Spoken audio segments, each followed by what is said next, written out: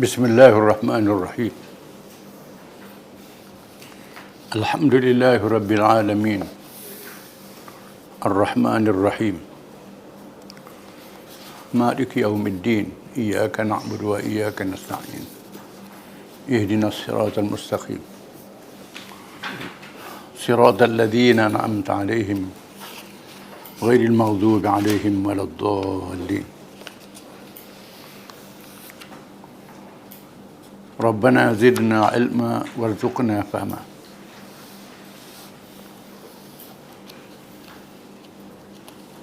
Salatan wa salam ala Rasulillah wa man wala. Seterusnya,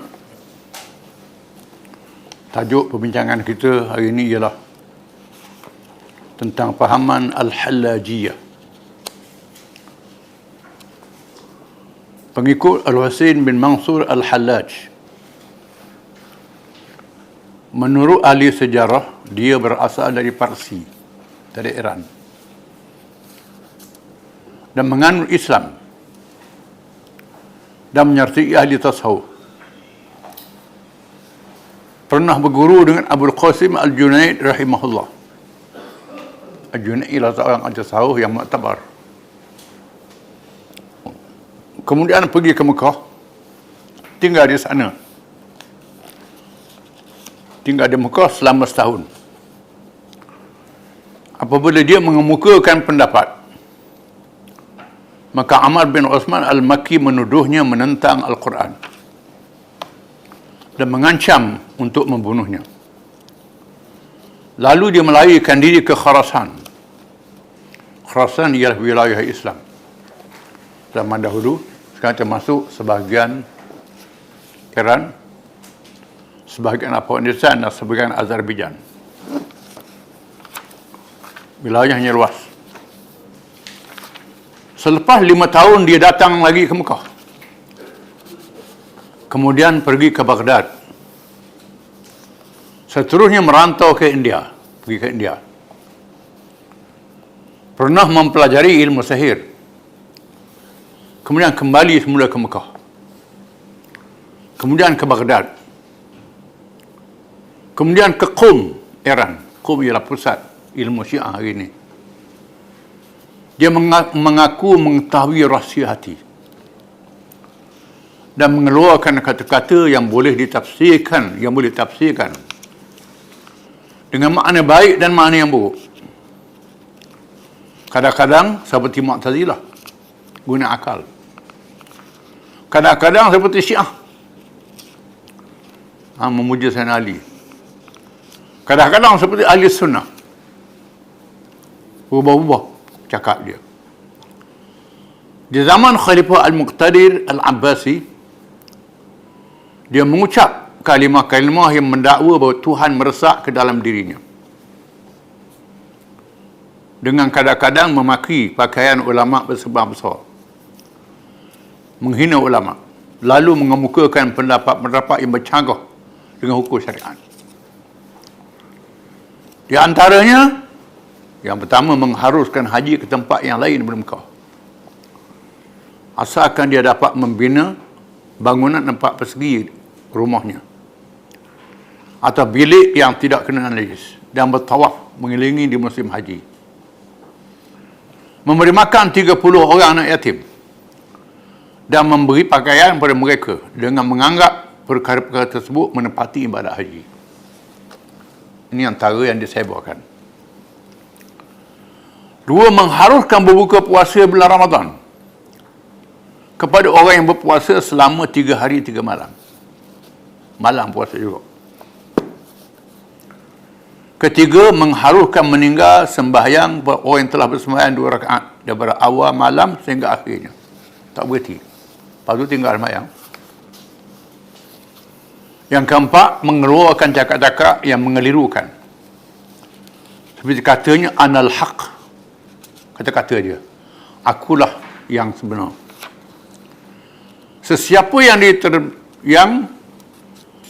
diterbiahkan dirinya dengan mengerjakan taat dan bersabar di atas kelazatan dan nafsu, nescaya meningkat sehingga mencapai martabat muqarrabin, orang yang hampir dengan Tuhan, sehinggalah meninggi dan terbersih daripada sifat manusia.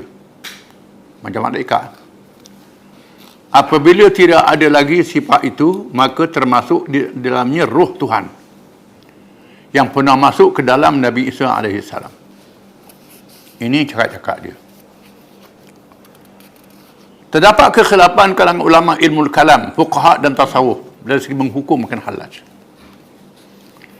Ada yang mengkafirkannya, iaitu pendapat kebanyakan ulama ilmu kalam, ilmu akidah. Halal ni kafir. Dan sebahagian daripada fuqaha dan ulama tasawuf kerana ajarannya termasuk dalam akidah al-hululiyah. Al-hululiyah, Tuhan masuk dalam diri. Dan ada yang menafsirkan ucapannya dengan takwil. Ada ulama kata dia tak kafir. Dia ni terlalu lazat sangat sampai lupa diri. Lupa diri dah buat kira. Lupa diri. Dia setengah mengaji tasawuf kata halak ni hebat. Kerana mana dalam kosong dah lalu sampai lupa diri dia.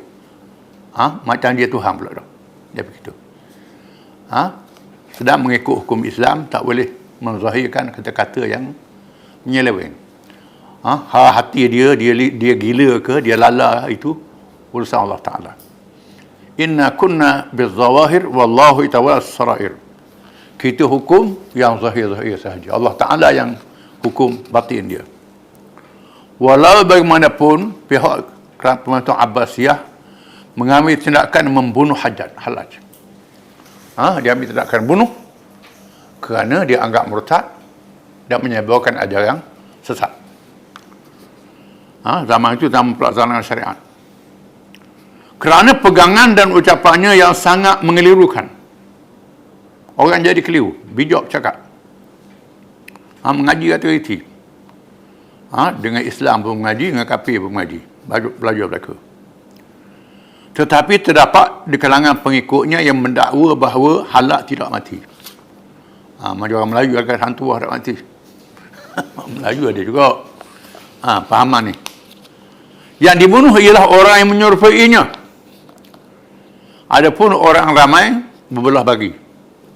Ada yang mengkafirkannya dan ada yang memujanya kerana kekhilapan ulama menafsirkan ucapan halak yang mengelirukan itu. Kita tengok zahir ucapan dia mengelirukan orang, tak boleh. Dari segi pemerintah mesti ambil tindakan. Adapun dari segi dia gila ke, dia lala ke, dia apa, itu urusan Allah Ta'ala.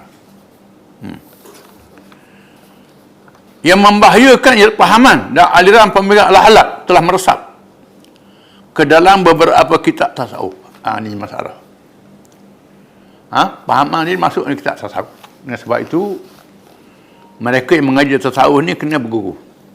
Jangan tak berguru. Kalau tak berguru, rosak dan mesti mengaji akidah. Mengaji tasawuf saja, tasawuf tak mengaji akidah, jadi punah akidah, tak boleh. Kerana malaikat Jibril tanya Nabi dengan 3 soalan. Iaitulah mal Islam, mal iman, mal ihsan. Apa dia Islam? Apa dia iman? Apa dia ihsan? Islam itu ialah hukum-hukum yang zahir. Semayang, puasa, zakat, haji, hukum halal haram, mengucap 2 kalimah syahadah dan cabang-cabangnya. Hukum-hukum yang berkait dengan wajib, haram, sunnah, haruh, makruh. Hukum zahir itu dinamakan Islam. Iman ialah kepercayaan dalam hati, percaya. Percaya pada Allah, percaya pada kitab, pada malaikat, pada Rasul, hari akhirat, qada dan qadar. Itu rukun iman.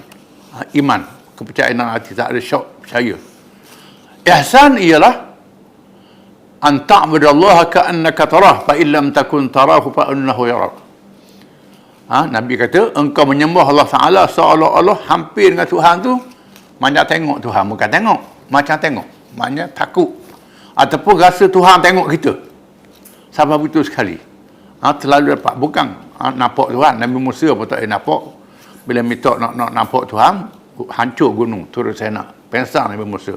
Jadi orang lain yang bertabat rendah macam mana nak tengok? Dr. Hangin lah, Dr. Hagah lah nak tunjuk hakikat dia lebih sangat. Tidak boleh jadi sesat. Ini kena faham.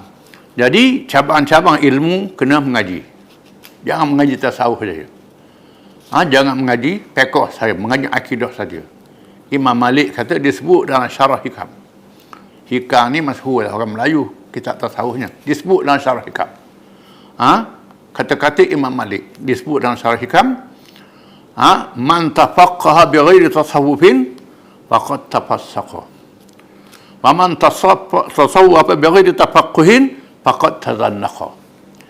Barang siapa yang berfiqh tanpa tasawufnya, tak ada akhlak, tak ada ilmu rohanian, jadi fasik. Jadi fasik, jadi hak belajar ilmu fiqh, duduk buat hukum tak hukum diri dia, hukum orang saja. Hukum saja, tak ada bahas hukum je. Benda tak ada pun tak ada hukum juga. Orang 14-10 nak sapu macam mana ambil sembahyang. Benda-benda pelik, cari hukum-hukum pelik, hukum tak ada. Ini kerja fiqh. Kalau itu jadi melarat. Itu kalau ngaji fiqh tidak tasawuf. Barang siapa yang tasawuf tak ada fiqh, tazandak, jadi kufur. Tak tahu halal haram, tasawuf saja hakikat yang macam halal ni. Jadi punah. Dengan sebab itu malaikat Jibril tanya Nabi, apa dia Islam, apa dia iman, apa dia ihsan. Kena mengaji semua. Kalau mengaji satu juzuk saja, macam orang beli tayar, beli kereta, beli enjin saja. Duduk start enjin, tayar tak ada, body tak ada, duduk dengar enjin saja. Ataupun beli body kereta saja, enjin dia tak ada, jalan duduk depan rumah tengok tilip itu je. Kena cukup. Enjin dia ada, body dia ada, tayar dia ada, cukup. Steering dia ada, barulah kereta boleh berjalan. Begitulah dia bandingan Islam ni. Kena faham. Yang membahayakan ialah pahaman dan aliran menghadap ini mesak kitab tasawuf. Ini bahaya. Kitab tasawuf ni dia masuk belaka hadis sahih, hadis hasan, hadis dhaif, hadis maudhu'. Hadis maudhu' ni hadis bohong, bukan hadis Nabi. Kata Nabi sabda. Disebut ni kitab tasawuf. Nabi bersabda, Nabi dah kata. Bukan hadis Nabi, dia kata hadis Nabi. Ini bahaya. Dan membahayakan orang yang mengkaji tanpa tahqiq secara mendalam dan teliti. Dan tidak ada ilmu berkenaan akidah dan syariat. Ilmu akidah syariat tak ada. Jadi punah. Dengan sebab itu, kita mengaji Islam mesti cukup sempurna. Wallahu a'lam.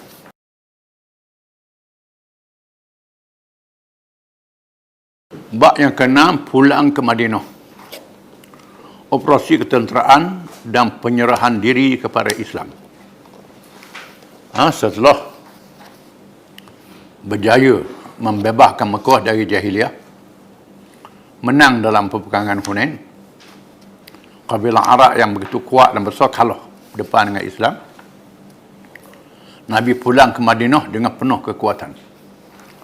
Selepas itu datangnya rombongan pada tentera Arab, rombongan kabilah Arab menyerah diri masuk Islam. Islam berkembang dengan pesat. Disebut dalam Quran, idza ja'a nasrullah wal fath ra'aitan nas yadkhuluna fi dinillah afwaja fasabbih bi rabbika wastaghfir innahu kana tawwaba. Apabila datangnya kemenangan, iaitu Fathu Makkah, engkau akan melihat manusia berduyun-duyun masuk Islam. Masa itu beristighfar, bertasbih, puji-puji dan bertaubat kepada Allah Ta'ala. Sayyidina Umar panggil sahabat-sahabat Nabi, tanya apa makna ayat ni. Jadi banyak orang menafsirkan sekadar kemenangan Mekah saja. Kemenangan Mekah saja. Bila Mekah sudah menang, menyebabkan orang ramai masuk Islam. Betul. Ada lagi. Lalu saya nak tanya Abdullah bin Abbas, apa makna? Abdullah bin Abbas kata, Nabi nak mati. Nak mati. Bila Islam tak sempurna, Nabi wafat. Jadi dia ni tajam. Abdullah bin Abbas ni. Dia faham. Jadi Tuhan tak jadi Nabi ni hidup selama-lama, dia bukan Tuhan. Jadi bila Mekah sudah berjaya dibebaskan dan Hunain menang, walaupun mereka awalnya dikepung, kemudian berjaya mengalahkan Saqif dan Hawazin, di mana kaum Saqif berlindung di Taif, kota iaitulah bandar yang berkota, yang subur. Sampai hari ni Taif ni satu tanah yang luar biasa, yang subur, macam-macam tanaman, buah-buahan, Ada di situ, makanan cukup. Kepung tak jadi apa. Lalu Nabi suruh bunuh balik. Mudah-mudahan mereka masuk Islam, kata Nabi. Dalam perjalanan berlaku peristiwa Urwah bin Mas'ud radhiyallahu anhu. Urwah bin Mas'ud inilah pemimpin Saqif, Taif. Dalam perjalanan pulang ke Madinah, Rasulullah SAW diekori oleh Urwah bin Mas'ud radhiyallahu anhu. Seorang pemimpin Saqif. Pemimpin Saqif ialah kabilah yang tinggal di Taif, yang dihormati di Taif.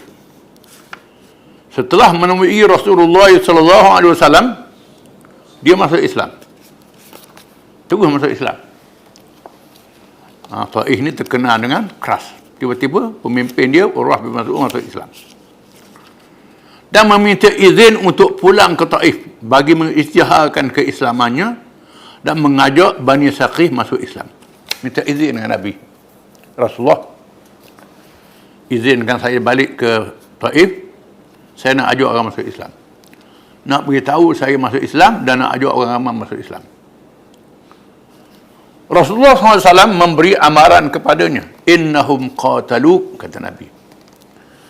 Mereka membunuhmu, kata Nabi. Jangan. Nanti membalik orang bunuhmu. Kerana memahami perangai keras dan kejahatan mereka. Nabi tahu perangai Saqif ini keras. Penuh lontar Nabi siapa berdarah. Dalam kisah yang terkenal, Nabi bila Abu Talib dan Khadijah mati, Nabi pergi ke Taif. Ajak orang Taif masuk Islam. Dilontar dengan batu. Ini Taif. Lepas buka Mekah, berlawan pula. Dan degil orang Taif ni. Nabi kata, bahaya membalik nanti dia bunuhmu. Kata Urwah bin Mas'ud radhiyallahu anhu, ya Rasulullah, ana ahabbu ilaihim min abkarihim. Kata dia. Wahai Rasulullah, mereka lebih kasih pada saya daripada anak-anak mereka. Orang Taif ni sayang saya, Rasulullah. Orang Taif ni sayang ke saya, lebih sayang pada anak. Begitu. Dia soal dihormati. Abu Urwah tiba di Taif dan mengisytiharkan Islamnya, serta mengajak orang ramai supaya Islam. Dia bersyarat, suruh orang masuk Islam. Dia dah masuk Islam, aku ajak kamu semua ni masuk Islam lah. Tiba-tiba dia diserang dengan panah. Pakat panah. Panah, ramah pula, mati ya. Dari segenap penjuru, ketika dapat bercakap, dia ditanya berkenaan harga darahnya. Tak mati lagi, dia cakap. Orang main dia tanya harga darah dia. Dengan tegah dia menjawab, karamatan akramani Allahu biha wa syahadatan saqaha Allahu ilayya falaysa fiyya illa ma fi syuhada alladhina qutu ma'a Rasulillah sallallahu alaihi wasallam qabla an yartahila ankum fadfanuni ma'ahum. Riwayat Ibn Katsir dan Al-Bidayah wa Nihayah. Kata dia, kemuliaan Allah memuliakan aku dengannya, kata dia. Tuhan muliakan aku. Mati syahid yang Allah bawakan kepadaku, tiada lagi padaku malaikat dimasukkan ke dalam kalangan para syuhada yang dibunuh ketika mereka bersama Rasulullah SAW sebelum meninggal kamu. Macam bunuh orang lain enggak? Membunuh orang lain itu mati syahid, aku mati syahid, kata dia. Maka kebumikan aku bersama mereka, kata dia. Tanam mayat aku dekat kubur orang mati itu. Apabila Allah SAW menerima kematiannya, terus bersabda, inna mislahu fi qaumihi kamathali sahibi Yasin fi qaumihi. Kata Nabi, bandingannya laksana orang yang mati syahid yang diceritakan dalam surah Yasin dalam kalangan kaumnya yang membunuhnya, kata Nabi. Urwah ni dapat kelebihan. Orang mati syahid disebut kasus dalam surah Yasin. Urwah dapat kelebihan itu, kata Nabi. Bila Nabi kata begitu, memang dia dapat kelebihan itulah. Dan diriwayatkan dalam hadis-hadis, kadang-kadang mereka diberi datang jumpa Nabi rupa Urwah bin Mas'ud. Diberi rupa dia. Rupa Dahyatul Kalbi Dia ni mungkin orang Lawa, rupa Dahya dan apa dia. Ada riwayat demikian. Cerita syahid dalam surah Yasin ramai dalam kalangan umat Islam yang tidak menyedarinya. Jauh sekali untuk mengambil contoh daripadanya.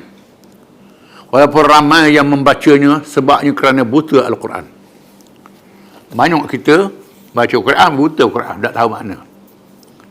Kita tak surah Yasin tu ada kisah yang menarik.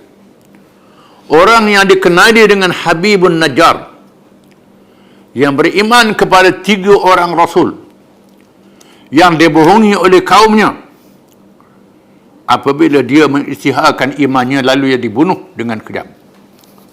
Firman Allah Ta'ala, وَجَاءَ مِنْ أَقْصَى الْمَدِينَةِ رَجُلٌ يَسْعَى قَالَ يَا قَوْمِ اتَّبِعُوا الْمُرْسَلِينَ اتَّبِعُوا مَنْ لَا يَسْأَلُكُمْ أَجْرًا وَهُمْ مُهْتَدُونَ وَمَا لِيَ لَا أَعْبُدُ الَّذِي فَطَرَنِي وَإِلَيْهِ تُرْجَعُونَ أَتَّخِذُ مِنْ دُونِهِ آلِهَةً إِنْ يُرِدْنِ الرَّحْمَنُ بِضُرٍّ لَا تُغْنِ عَنِّي شَفَاعَتُهُمْ شَيْئًا وَلَا يُنْقِذُونَ إِنِّي إِذًا لَفِي ضَلَالٍ مُبِينٍ إِنِّي آمَنْتُ بِرَبِّكُمْ فَاسْمَعُونِ قِيلَ ادْخُلِ الْجَنَّةَ قَالَ يَا لَيْتَ قَوْمِي يَعْلَمُونَ بِمَا غَفَرَ لِي رَبِّي وَجَعَلَنِي مِنَ الْمُكْرَمِينَ. Ayat ni maksudnya, dan datanglah seorang lelaki dari hujung bandar itu dengan berlari. Apabila tiba di tempat Rasul-Rasul itu dikerumuni orang ramai, dia berkata, "Wahai kaumku, ikutlah Rasul-Rasul ini. Ikutlah orang-orang yang tidak meminta kepada kamu sesuatu upah. Dan mereka adalah orang-orang yang mendapat petunjuk. Apabila ditanya, adakah kamu telah menerima agama mereka?" Lelaki itu menjawab, "Mengapa aku tidak menyembah Tuhan yang menciptakan daku, dan kepadanya kamu semua akan dikembalikan? Patutkah aku menyembah Tuhan yang lain daripada Allah? Jika Allah yang Maha Pemurah menghendaki sesuatu bala menimpa aku, maka Tuhan-Tuhan yang lain daripada Allah itu tidak boleh memberi sebarang syafaat kepadaku, dan mereka juga tidak dapat menyelamatkan aku. Sesungguhnya aku kalau melakukan syirik, tentulah berada dalam kesesatan yang nyata. Sesungguhnya aku telah beriman kepada Tuhan kamu, setelah ia mati dibunuh dengan memijaknya beramai-ramai, sehingga keluar usus. Dikatakan kepadanya dalam alam barzakh, masuklah ke dalam syurga. Ia berkata," lelaki itu berkata, bercakap dalam barzakh, "Alangkah baiknya kalau kaumku mengetahui tentang apa yang menyebabkan aku diampunkan oleh Tuhanku, dan dia meletakkan aku di kalangan orang-orang yang dimuliakan." Ini dalam surah Yasin. Ceritanya ada sebuah negeri Antakya. Antakya ni ialah wilayah utara Syria, sempadan dengan Turki. Masih ada Antakya. Di situlah berlakunya cerita ni. Mengikut riwayat, Allah Ta'ala utuskan Rasul. Ada riwayat mengatakan Nabi Isa menghantar utusan. Nabi Isa hantar utusan. Ada riwayat kata begitu. Riwayat kata Rasul yang diwahyukan oleh Allah. Kalau ikut Qurannya Rasul lah. Allah Ta'ala utuskan Rasul. Seorang Rasul tak percaya. Seorang Rasul tak percaya. 3 Rasul untuk mendukung perjuangan Islam. 3 Rasul ni mengajak orang ramai menyembah Allah Ta'ala. Kerana penduduk negeri itu menyembah Tuhan yang lain daripada Allah. Akhlak yang jahat. 3 Rasul ni ajak orang ramai beriman kepada Allah. Orang ramai yang menyorok, mengejek, mempersedakan mereka. Lalu berita 3 Rasul ni diketahui oleh seorang yang beriman, Habibun Najjar. Mengikut riwayat ni, nama dia Habib An-Najjar. Dia tukang kayu, kerja tukang kayu. Bila dengar berita, dia terus pergi. Dia ni min aqsal Madinah, duduk di pinggir bandar. Ulama masyarakat kata duduk pinggir bandar ni orang yang ada pendidikan, ada pengetahuan. Kalau duduk di bandar sangat, leka. Duduk luar bandar, bodoh, tak belajar apa. Begitu. Duduk pinggir bandar, dia mendapat kemajuan bandar dan di luar ada pengaruh bandar. Ini hikmat orang yang duduk pinggir bandar. Gitu. Jadi dia mahukan kebenaran. Bila dengar rasul-rasulnya dia ejek, dia pun pergi. Dia bersarah pula ke orang ramai. Mengapa kamu tak ikut rasul-rasul ni? Rasul ni bercakap benar, cakap betul. Berimanlah pada dia. Dia tak minta upah. Rasul-rasul tak minta upah pada kamu. Mengapa kamu ejek dia? Senda. Kalau kamu buat biar begitu saja pun tak apa. Ni tak. Ejek-ejekkan dia. Biarlah. Nak ikut-ikut, tak mau ikut sudah bukan paksa. Tapi dia ejek-ejek. Bila orang ramai degi, dia terus mengisahkan diri dia beriman. Sebaik saja isah dia beriman, orang ramai tangkap dia, pijak ramai-ramai. Pijak ramai-ramai, ligang sampai keluar perut. Tubi usus daripada tubuh dia. Ramai orang pijak. Quran mengatakan, sebaik saja roh dia masuk di alam roh, dia bercakap lagi. Ini mengatakan ahli pidato alam dunia dan alam barzakh. Sarah lagi. Sampai mati itu dalam barzakh sarah lagi. Ya laita qaumi ya'lamun. Kaum aku tak tahu ke aku di mana sekarang. Itu ucapan di alam barzakh. Belum baru tu di alam dunia. Ini ahli pidato dua alam. Kalau dua alam ni kalau kita menatang tak boleh makan dua alam. Atau darat laut ni tak. Alam dunia dan alam barzakh. Dua alam. Tu ambil kebelian. Dia anggap sebagai seorang yang syahid. Yang syahid akbar. Syahid yang paling afdal. Maka lahir dan kalangan umat Muhammad SAW. Seorang yang masih syahid bertokoh syahid dalam surah Yasin. Iaitulah Urwah bin Mas'ud al-Thaqafi. Nabi sendiri istihad. Dia ni syahid Yasin di kalangan umat aku. Kata Nabi. Dia mendapat kelebihan. Dia ni berbani Saqif. Operasi ketenteraan dan pencerahan diri kepada Islam. Wallahu a'lam.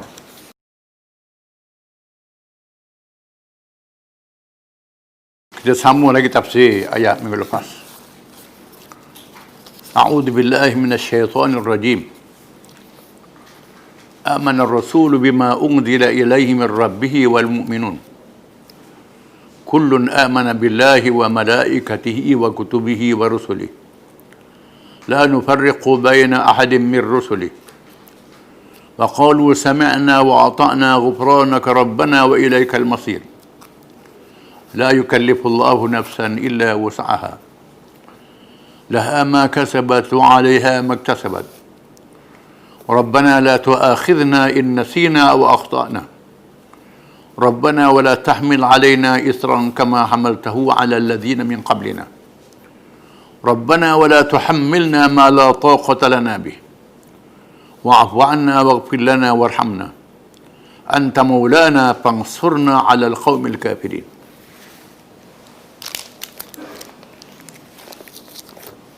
Rasulullah SAW telah beriman kepada apa yang diturunkan kepadanya dari Tuhannya. Dan juga orang-orang yang beriman, semuanya beriman kepada Allah dan malaikatnya dan kitabnya dan rasul-rasulnya. Mereka berkata, kami tidak membezakan antara seorang dengan yang lain dari rasul-rasulnya. Mereka berkata lagi, kami dengar dan kami taat. Kami pohonkan keampunanmu, wahai Tuhan kami. Dan kepadamu jualah tempat kembali. Allah tidak memberati seseorang malaikat apa yang terdaya olehnya. Dan ia mendapat pahala kebaikan yang diusahakannya. Dan ia juga menanggung dosa kejahatan yang diusahakannya. Mereka berdoa dengan berkata, wahai Tuhan kami, janganlah engkau mengirakan kami salah jika kami lupa apa yang kami tersalah. Wahai Tuhan kami, janganlah engkau bebankan kepada kami bebanan yang berat sebagaimana yang telah engkau bebankan kepada orang-orang yang terdahulu daripada kami. Wahai Tuhan kami, janganlah engkau pikulkan kepada kami apa yang kami tidak terdaya memikulnya. Dan maafkanlah kesalahan kami, serta ampunkanlah dosa kami, dan berilah rahmat kepada kami. Dan engkaulah penolong kami, oleh itu tolonglah kami untuk mencapai kemenangan terhadap orang-orang kafir. Ayat ni ayat-ayat akhir surah Baqarah yang mempunyai kelebihan yang sangat besar. Dalam ayat ini diterangkan tonggak-tonggak rukun iman. Beriman kepada Allah, beriman kepada malaikat, beriman pada kitab, pada Rasul, beriman pada hari akhirat. Dan ada ulama mengatakan beriman yang wajibnya jihad fisabilillah. Sebab rukun iman ni kita kena 6 perkara je. Ada ulama menambahkan lagi, termasuk pada jihad fisabilillah. Kalau kan berasa pelik lah, ini ulama kita tahu 6 perkara itu saja. Kepimpinan menegakkan Islam, di mana dalam ayat ini disebut doa-doa yang sangat besar maknanya, memohon pertolongan Allah dalam mengerjakan amal yang saleh, meninggalkan maksiat, dalam perjuangan menegakkan Islam di atas dunia menghadapi musuh-musuh Islam, memohon kemenangan daripada Allah. Oleh kerana itu ayat ni ayat yang besar fadilatnya. Kita sudah tafsirkan minggu lalu dari segi maksud ayat-ayatnya. Hari ini kita ambil beberapa hadis yang menyebut kelebihan akhir surah Baqarah ni. Di antaranya ialah hadis riwayat Al-Bukhari. Riwayat Bukhari ni hadis sahih lah. Daripada Abi Mas'ud, katanya sabda Rasulullah SAW, man qara'a bil ayataini min akhir surah Al-Baqarah fi lailatin kafatahu. Barang siapa yang baca 2 ayat akhir surah Baqarah pada satu malam, cukup bagi menyelamatkan dirinya. Baca malam, belum tidur ke, cukup menyelamatkan dirinya. Cukup selamatkan dirinya. Disebut oleh Manawir Riyadhus Salihin, Amr bin As mewasiatkan kalau dia mati, lepas tanang dia tunggu sekejap, kata dia, baca Fatihah, baca ayat kursi, baca akhir surah Baqarah, baca qul huwallah, al-falaq, qul a'udzu bin nas. Di mana dalam ayat-ayat menyatakan beriman kepada Allah, malaikat, kitab, lebih pada talqin lagi. Ni dulu mari malaikat kena jawab gini, jawab gini. Dalam ayat ini dah ada dah makna ini. Mengingatkan beriman kepada Allah, malaikat, kitab, hari akhirat, dan menyatakan orang beriman, memohon pertolongan Allah Ta'ala. Ada doa dalam ayat ini. Amr bin As pesan, kalau aku mati, baca ayat ni, kubur aku, kata dia. Belum tinggal baca ayat ni. Sebab itu ni termasuk Imam Nawawi sebut dalam Riyadhus Salihin. Boleh rojong, molek bila kita tentang orang mati, jangan tinggal ayat ni. Baca Fatihah, ayat kursi, dan akhir surah Baqarah, dan dalam ni ada doanya. Yang pertama riwayat Bukhari, barang siapa yang baca surah 2 ayat ni, amanah Rasul hingga akhirnya, pada satu malam, cukup baginya menyelamatkan dirinya. Mengikut riwayat Imam Ahmad dari Abi Dzar, katanya sabda Rasulullah SAW, u'titu khawatima suratil Baqarah min kanzin tahtal arshi lam yu'tahunna nabiyyun qabli. Diberi kepada aku penutup surah Al-Baqarah daripada pembendaharaan aras. Tuhan letakkan ayat ini di bawah aras, bawah singgasana kebesaran Allah Ta'ala. Tidak lebih pada seorang Nabi pun sebelum aku. Ayat ini ada fadilat. Tuhan simpan di bawah arasnya.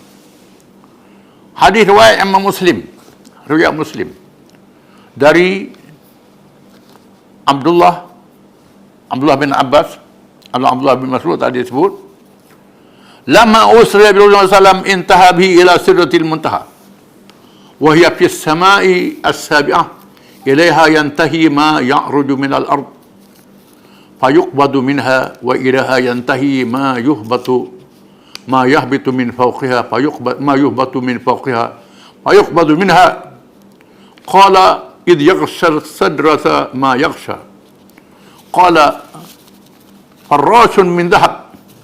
Qala u'tiya Rasulullah sallallahu alaihi wasallam thalathan,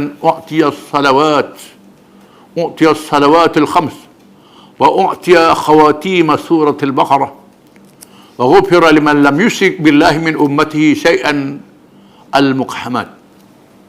Hadis riwayat Muslim. Manakala diisra'kan Nabi pada malam Isra' dan Mi'raj, di waktu malam, bila sampai Sidratil Muntaha, iaitu tempat yang terletak di langit yang ketujuh, tempat yang akhir sekali apa yang boleh naik daripada bumi, ditahan di situ. Dan ditahan di situ apa yang atas daripada langit, daripada atas itu, sekat itu sempadan. Dan sebab itu dalam hadis Isra' Mi'raj kata, malaikat Jibril yang iringi Nabi, bila sampai situ malaikat Jibril itu berhenti, tak boleh naik dah. Tak boleh naik dah, situ dia. Sempadan. Nabi naik seorang, tinggi lagi. Sampai Sidratul Muntaha, Nabi melihat perkara yang menakjubkan. Menakjubkan. Kupu-kupu daripada emas. Nabi tengok, berterbangan. Nabi kata, dia beri kepadaku 3 perkara. Dia beri kepadaku sembahyang 5 waktu. Dia beri kepadaku penutup surah Al-Baqarah. Aman Rasul hingga akhirnya. Dan dia ampun pada umat aku yang tidak syirik kepada Allah daripada dosa-dosa yang besar. Sama ada mereka yang tak syirik dengan Allah ni, dia kenakan hukum hudud di atas dunia. Kena hukum qisas, tak kena hukum lagi di akhirat. Ataupun dia istighfar belum mati, Tuhan ampunkan dosa dia. Ataupun tak istighfar masuk neraka, tubik pada neraka, tak dalam neraka selama-lama. Ini kelebihan umat Muhammad SAW. Yang diberi malam Isra' dan Mi'raj antaranya ialah penutup surah Al-Baqarah, menunjukkan kelebihannya. Hadis riwayat yang lain daripada Ibnu Mardawih, sabda Nabi SAW, "Fuddilna 'ala an-nasi bi thalathin